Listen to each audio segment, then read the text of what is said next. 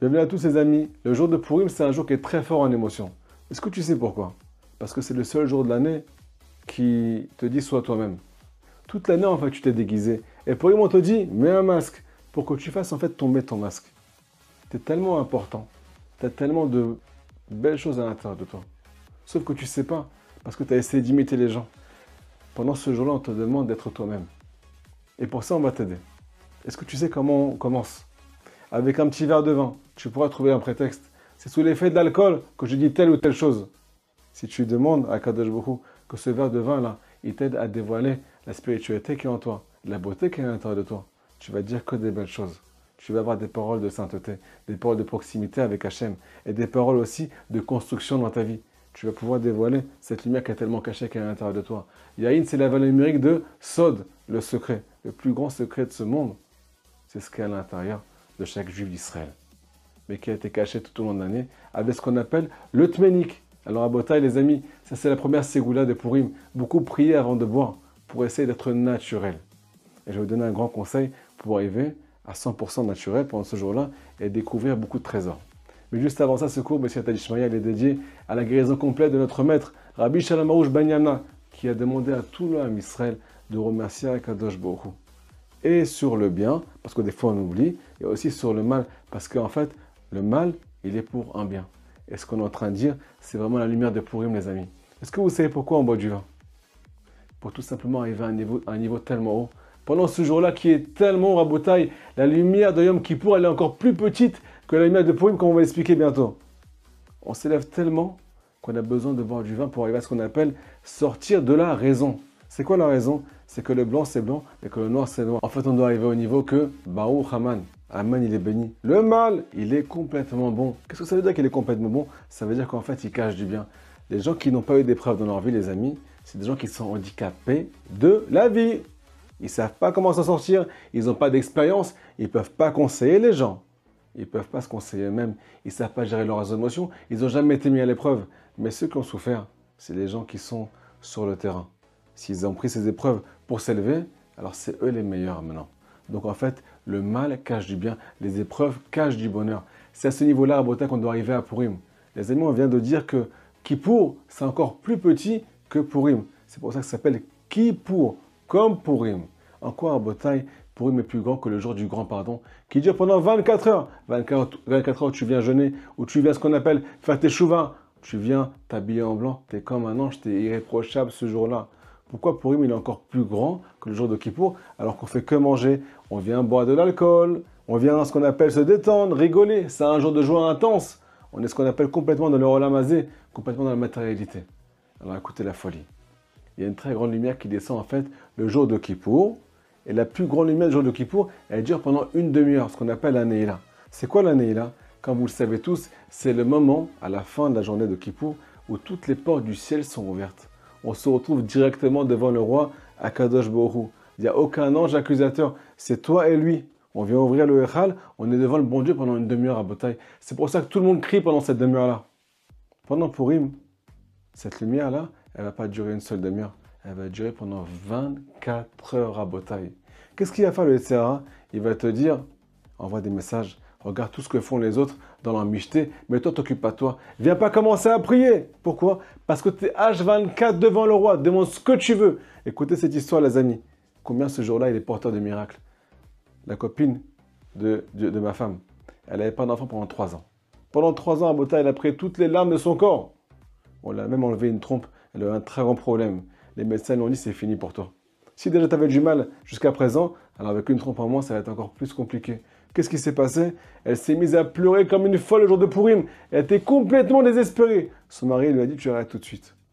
Utilise tes larmes, utilise ton amertume, ta détresse pour faire Hitbodé toutes. Parle à Hachem.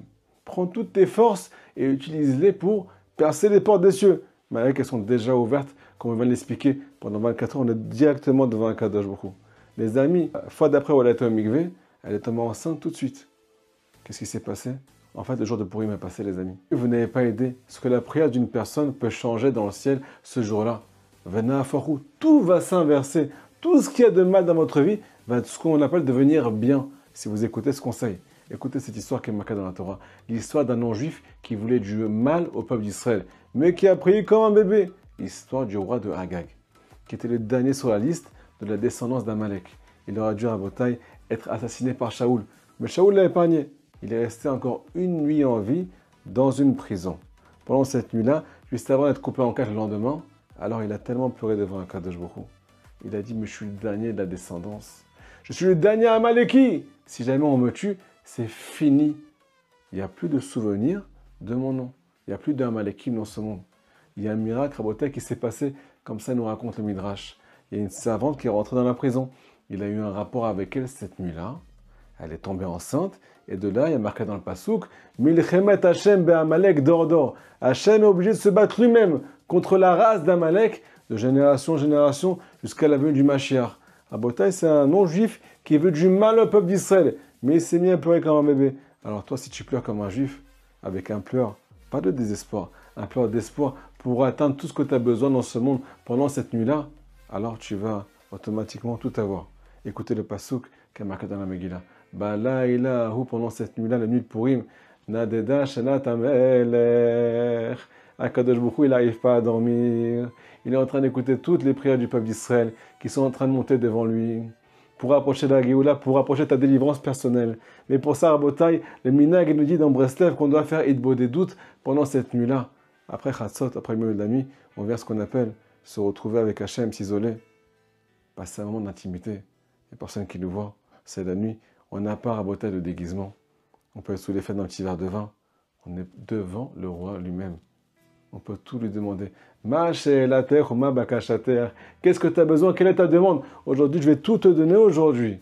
Pourquoi? Parce que tu as été intelligent. On a dit que le jour de Kippour, c'est le jour le plus important, mais les moins grands que Purim. Le jour de Kippour à Bota, il n'y a pas d'Yetzirah dans ce monde. C'est le seul jour de l'année où tu es délivré des forces du mal. Tu fais ce que tu veux, tu es en train de jeûner, tu es parfait. Tu es occupé, préoccupé par le bien. Mais le jour de Purim, il y a oui un très grand Yetzirah qui va te voler cette nuit-là. Et entre guillemets, tu n'arrives pas à faire les boulots pendant cette nuit-là et demander à Akadosh Baruch Hu tout ce que tu as besoin. Alors chaque minute que tu as pendant les 24 heures de Purim, tu les réserves. Quand tu t'en rappelles, je dois faire les boulots des doutes. Je dois parler à Hachem. C'est le moment le plus propice de l'année. C'est là qu'on fait Vena Afaru, qu'on vient tout annuler, qu'on vient tout retourner en bien. Les amis, vous n'avez pas aidé combien celui qui ne fait pas les boulots des doutes ce jour-là, alors il est fou. Il est complètement timbré. On peut tout changer à Botaï. Les amis, je vous demande d'appliquer le conseil suivant. Pendant le jour de Purim, il y a marqué « Quand la pochette yad, tout celui qui vient tendre sa main, notre nimlo, on lui donne tout ce qu'il désire. » C'est pour ça qu'à Purim, celui qui demande la tzedaka, jamais de la vie lui refuser. On ne fait pas attention à ce qu'il est méritant, pas méritant.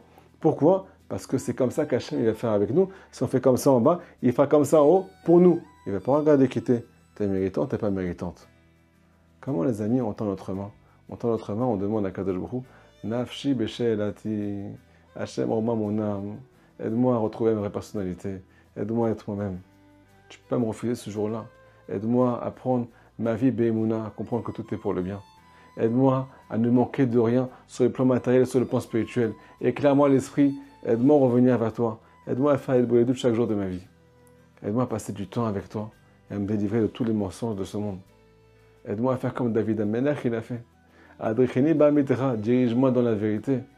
Aide-moi à être quelqu'un d'épanoui, quelqu'un de vrai, quelqu'un qui est sur le bon chemin. Et aide-moi à diffuser cette lumière dans le monde entier. Les amis, je vous souhaite beaucoup de lumière, beaucoup de miracles à Botaï. Je vous demande, B'arat Hashem, de nous soutenir, si vous le pouvez, pour la diffusion de la Torah. Il y en a qui est affiché ici.